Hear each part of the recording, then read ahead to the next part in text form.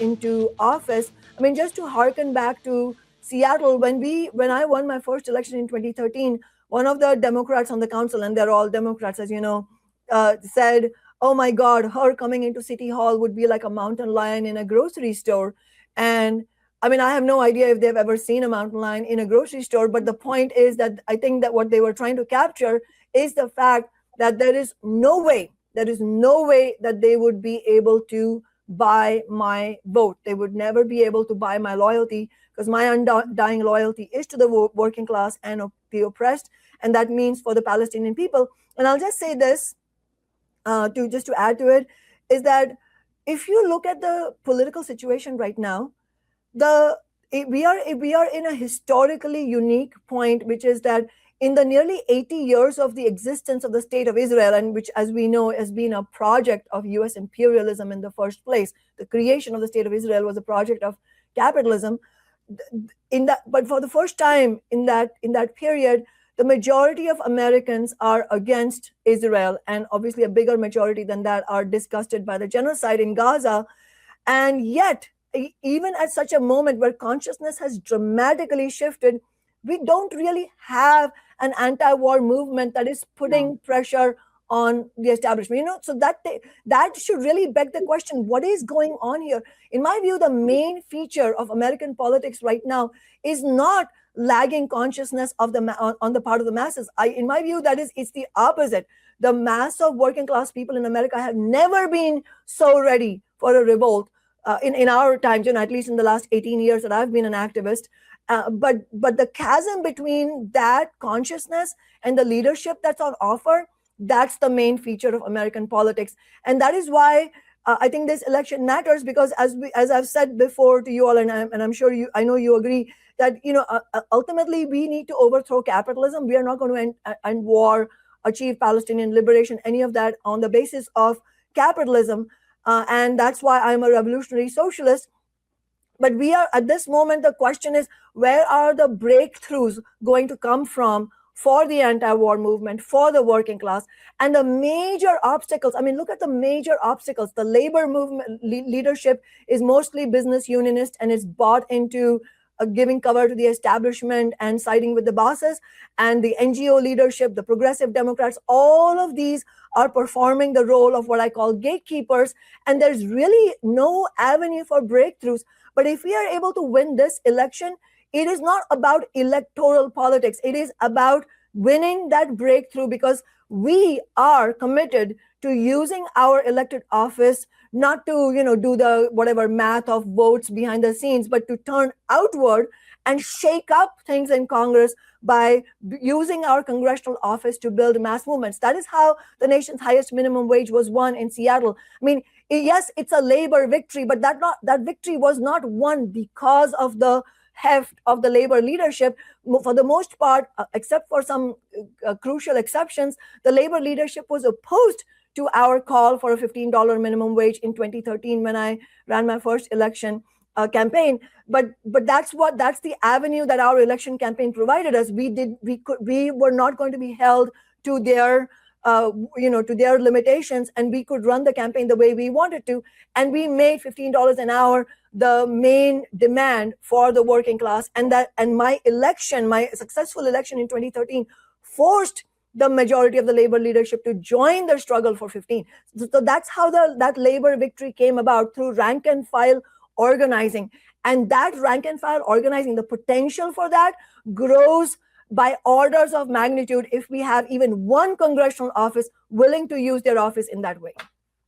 Well, I can say for certainty that if you are able to get to Capitol Hill, I hope you are on the same hallway as AOC, where Post-it notes will be put up on your wall, but they'll actually be acknowledged and you will actually do things that need to be done.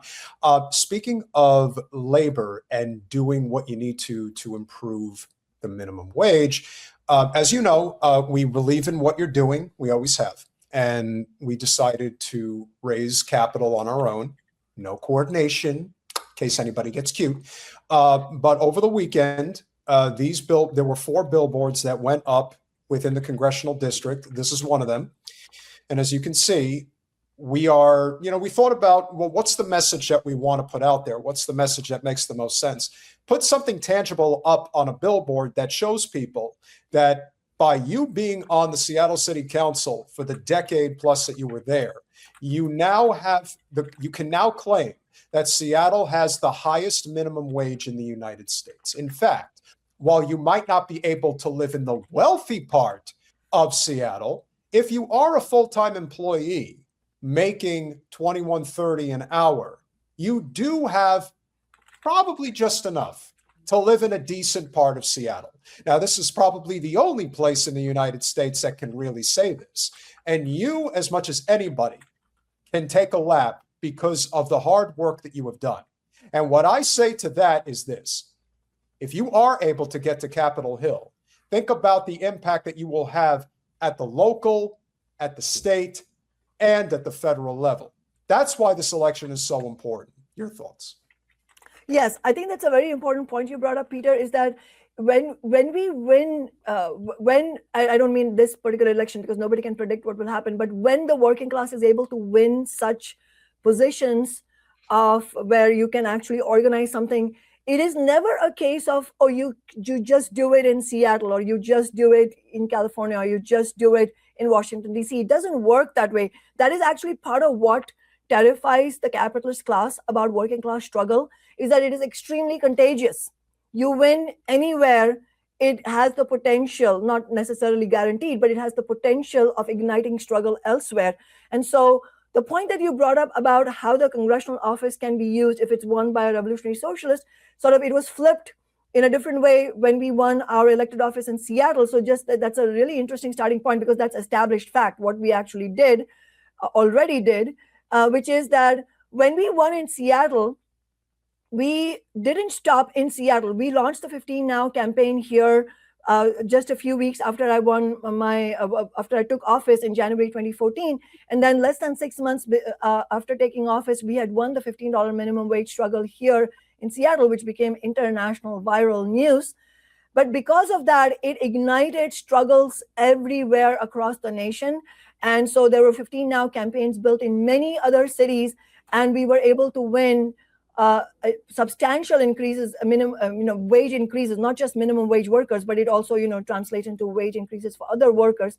And so actually the National Employment Law Project did a calculation, and this was almost 10 years ago. So, in terms of money, it's far more than what they said at that time. But at that time, they noted, it was in 2018, they noted that already tens of millions of workers had won wage increases, substantial wage increases, because of what we did in Seattle. And that had translated into an increase in well-being for workers at the tune of $68 billion. So it's now even much more than that. So in other words, the victory that we won in Seattle has generated substantial wage increases for tens of millions of workers, such that it has been a crucial lifeline for them as they get pummeled by cost of living increases. Obviously, this is not enough, but what it shows is that this can be done, and it has been a hugely beneficial for some of the most marginalized workers. Like in Seattle, the workers who benefited the most disproportionately from that are Black, poor and working class Black workers, Latino workers, women workers, single mom households, and this is true nationwide as well. And so flipping that, if you were able to win a congressional office of the kind that we did in Seattle, then absolutely what you're saying is true, is that it's not only that we can and will use, if we win our congressional office, to ignite national struggle for national level gains, like, for debates in Congress, in the halls of Congress, but it also will provide huge momentum for local and state level struggles. I mean, just to give you a concrete example, one of the demands that we're running on, and one of the most popular demands that we're running on, is free healthcare for all, funded by taxing the rich.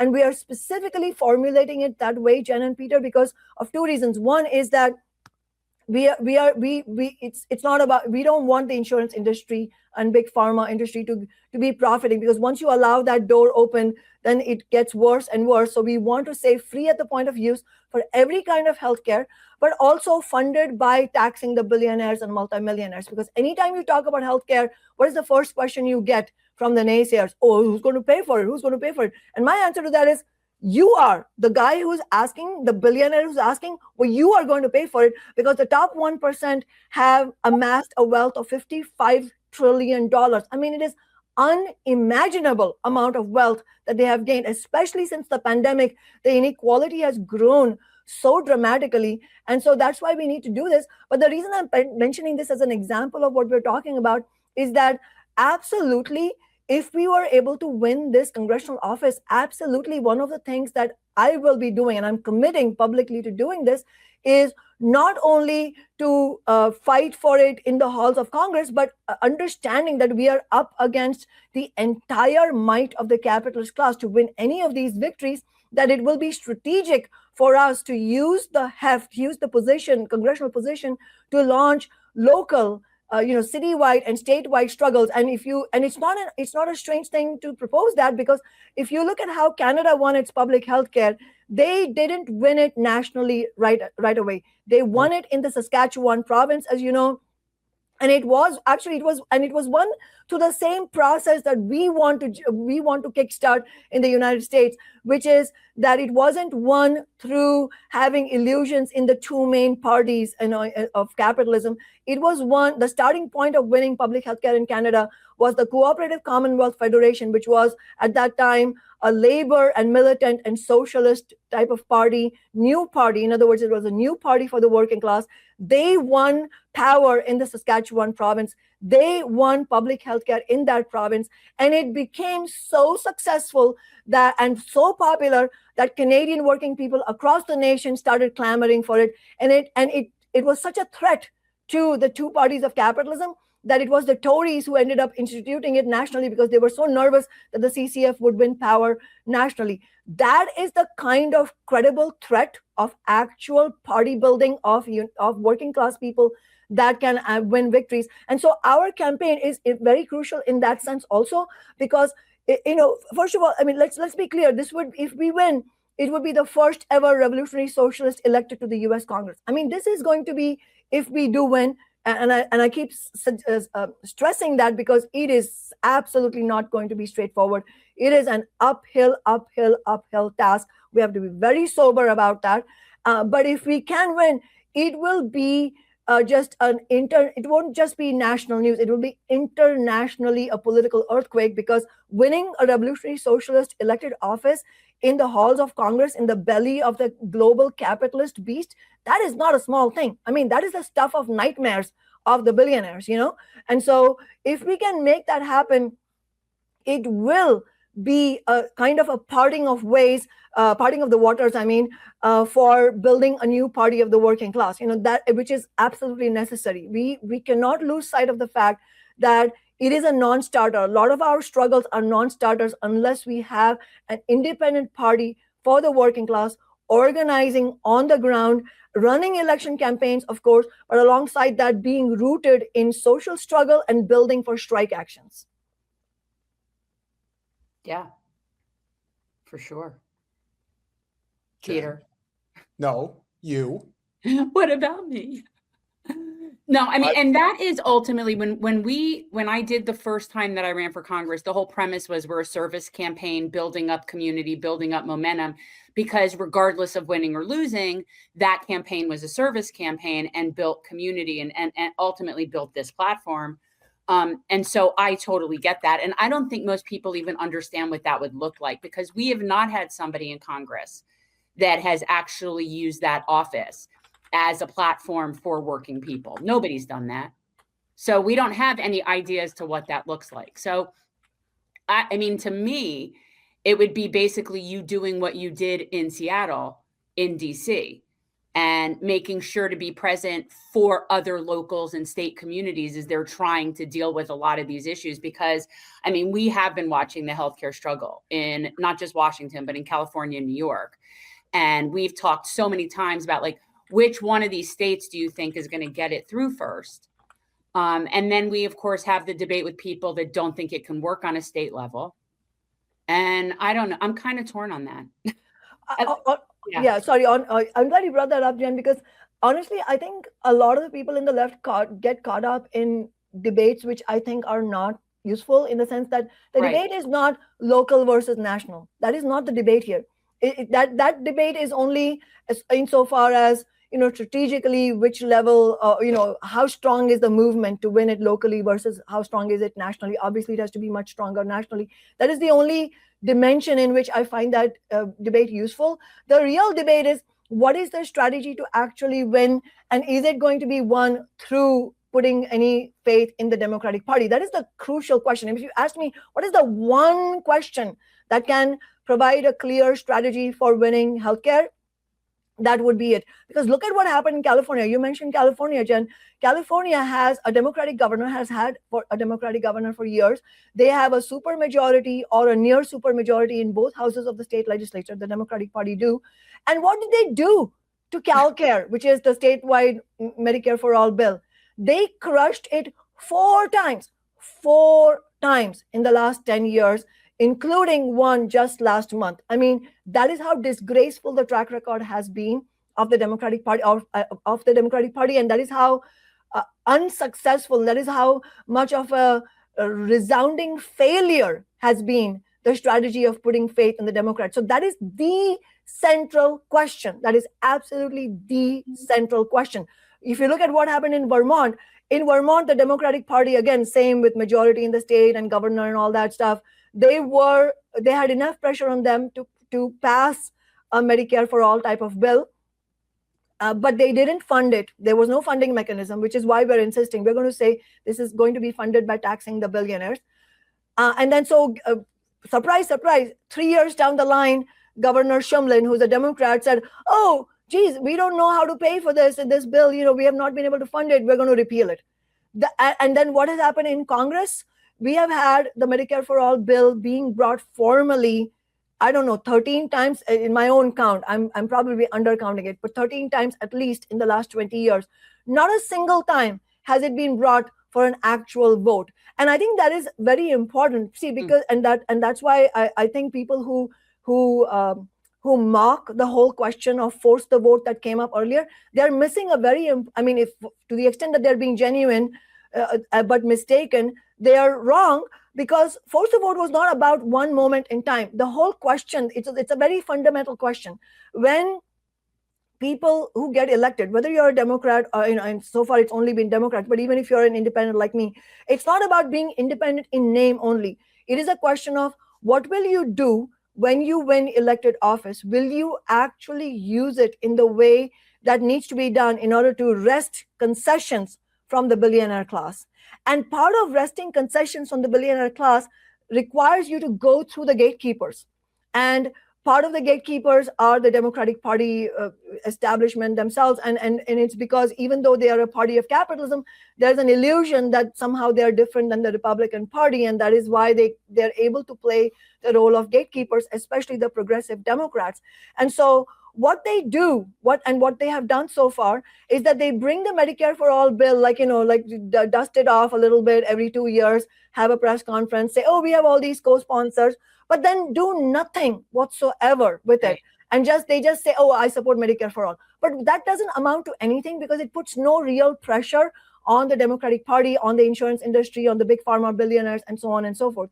Bringing something to a vote and then building a movement around it is an integral component of what I call a class struggle-based fighting strategy. And just to give a concrete example, using the $15 example, is that when I first took office, all these reporters would ask me, how many votes do you have for 15? How many votes do you have for 15? Hoping to trip me up and say, well, I don't have the votes, I can't win.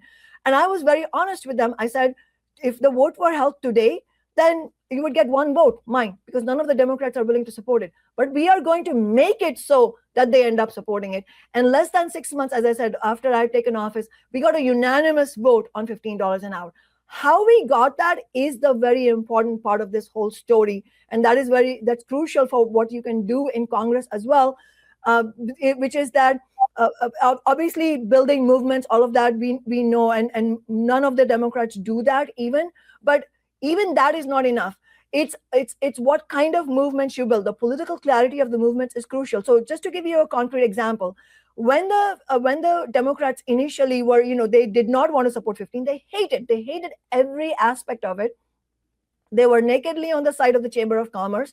And they especially did not want to give inflation increases. I mean, it was pitch battle till the last moment before the vote was taken, roll call was taken. It was pitch battle, especially around inflation increases, if it was going to apply to franchises. They wanted to deny every possible worker the minimum wage increase when they felt that they had to vote yes, but they were going to, try and water it down as much as possible. But before that, they were not even willing to agree to it. So why is this important? Because when the Democratic Party politicians say they're not going to support something, they don't say nakedly like the Republicans, well, I'm supporting big business, I'm supporting the billionaires. They don't say that. They say, oh, I really hear you, I really understand the workers, but we need a study, we need a subcommittee, we need to think about small businesses, we need to do this. They sound benign, but in reality, what they're doing is being cutthroat vicious against the working class. So it's your job as the working class fighter